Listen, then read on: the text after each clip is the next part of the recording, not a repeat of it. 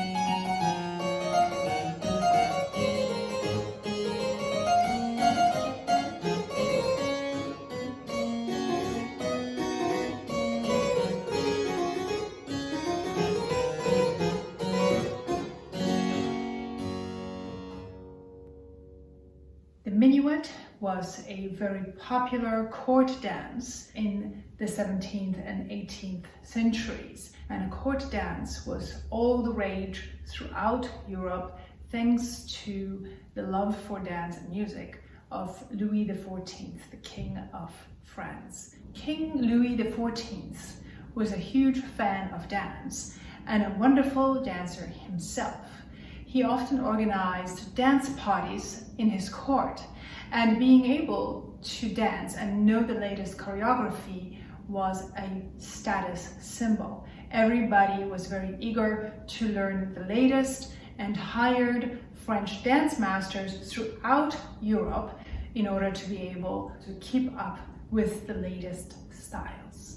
Dance masters also play the violin. If you ever see those small violins called pochettes, the pocket violins in museums of instruments, these were actually violins that were used for dance instruction. Louis XIV also adored opera as a form of his royal entertainment, the so-called divertissement. And each opera that was performed at the court of Louis XIV included a suite of dances where singers would step aside and make room for dances that were danced in couples, or as in the case of the sarabande. So Bach never really traveled to France, but he was very well versed in the French fashion, the French dance art, and of course French music. These minuets are stylized, meaning that they were actually never meant for dance, but if you ever watch the choreography of the minuet as it was known in the French court, you will notice that in order to complete the steps, one needs to go through the cycle of 2 measures. There are actually 6 steps that comprise the full cycle in a minuet. And what that means for us musicians is that we're going to step right over that bar line of the second bar. Therefore, we're not going to count the minuet in 3, but rather in a very light 6, such as this.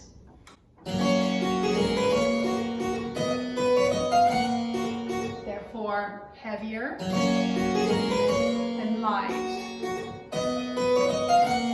Light. It would not be very elegant to play it this way. This creates way too many downbeats and goes against the steps of the choreography. The French minuet was relatively fast, as you may have noticed, which makes it much easier to play the second measure in a much lighter manner. Another thing you may have noticed me do is so-called notes inégales, the unequal notes. The notes inégales add a little bit of that sassy nonchalance to the interpretation. This was a very popular practice during the 18th century, and it could be compared to today's swinging, the eighth notes in jazz. Therefore, if you see eighth notes notated this way, you would perform them most likely during the Baroque era. These are not quite triplets or dotted rhythms, they're just slightly swung as they would be in jazz. This particular minuet comes from the Anna Magdalena Bach book, which Bach dedicated to his second wife, Anna Magdalena. In another book of short pieces by J.S. Bach, dedicated to his son, Wilhelm Friedemann, and we must remember that Bach fathered 21 children, not all of whom made it to adulthood, but those who did became rather famous composers, and Wilhelm Friedemann was one of them. Bach dedicates a full book of short pieces to Wilhelm Friedemann. One of the pieces is actually a wonderful record of fingering of the period, which would involve very little usage of the thumb, so-called paired fingering. So you will notice that I am playing here 2, 3, 2, 3, and I am shifting my hand gently 2, 3, 2, 3, without actually making the cross. Bach, we know, used modern fingering already as well, but for a piece like this, a paired fingering actually contributes to very natural not inégales, those unequal notes I just talked about. 2, 3, 2, 3, and so on. I will now play the second minuet in G minor. Notice the not inégale, notice my fingering, and also how I am at least trying to dance right through that bar line of the second measure.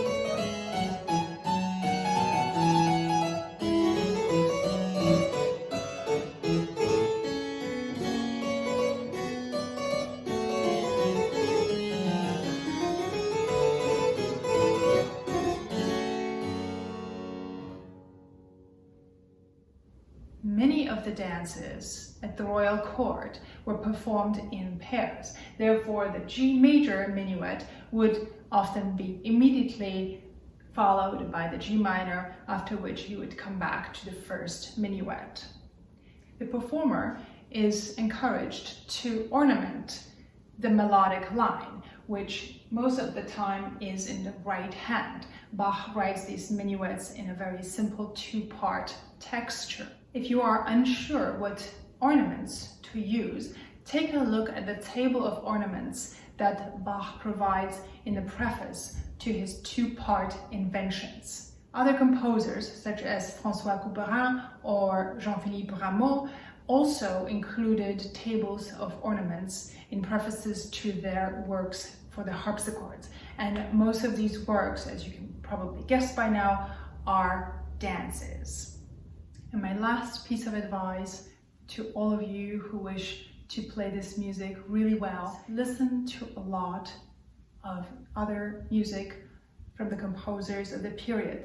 Jean-Philippe Rameau, François Couperin, Jean-Baptiste Lully.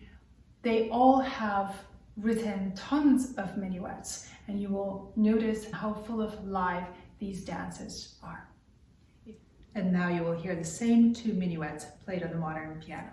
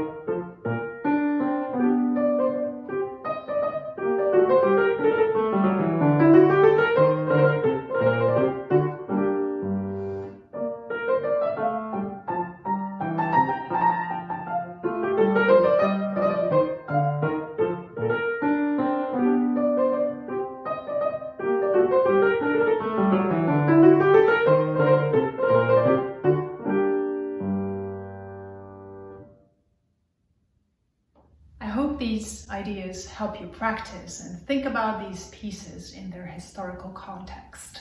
Have fun with these. If you have any questions or comments about these pieces or would like to explore other issues of interpretation, feel free to leave a comment below and subscribe to the channel. There will be more videos coming on a Bach at Home playlist. Thanks for joining me.